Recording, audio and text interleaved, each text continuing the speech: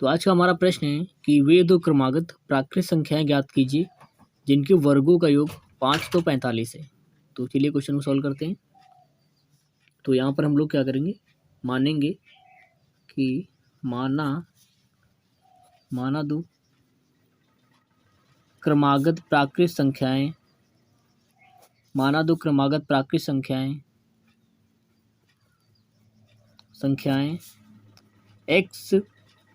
x, plus 1 हैं।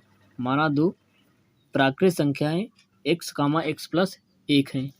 तो अब प्रश्न में क्या कह रहा है कि इनके वर्गों का योग कितना दिया गया है, 545। तो अब लिखेंगे प्रश्नानुसार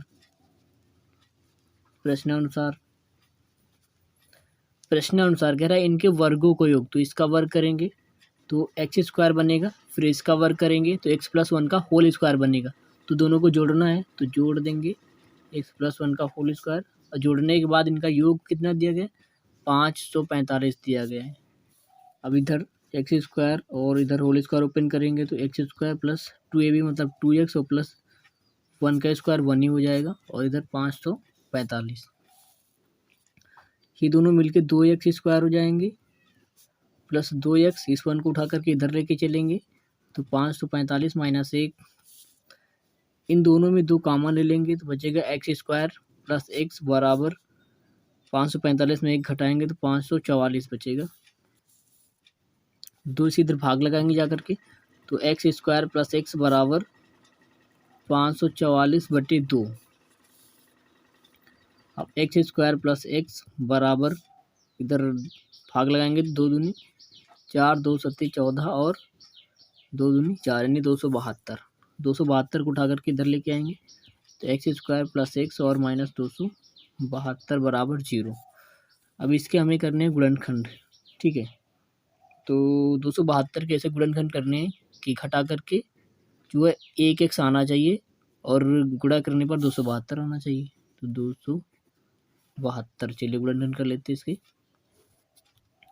2 एकम 2, 2 3 6 और 2 छक्के 12, 2 छक्के 12, 2 8 16, 2 3 6, 2 चौके 8, 2 इक्के 2, 2 सत्ती 14 और 17 इक्के जो है 17।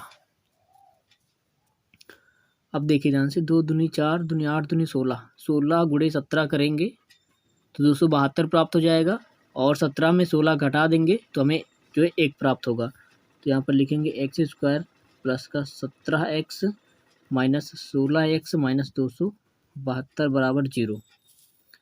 इन दोनों में x कॉमन होगा तो बचेगा x प्लस 17, इधर माइनस 16 कॉमन ले लेंगे तो बचेगा x प्लस 17, अब बराबर 0। अब दोनों से x प्लस 17 कॉमन होगा, दूसरे ब्रैकेट में बचेगा x माइनस का 16 बराबर 0।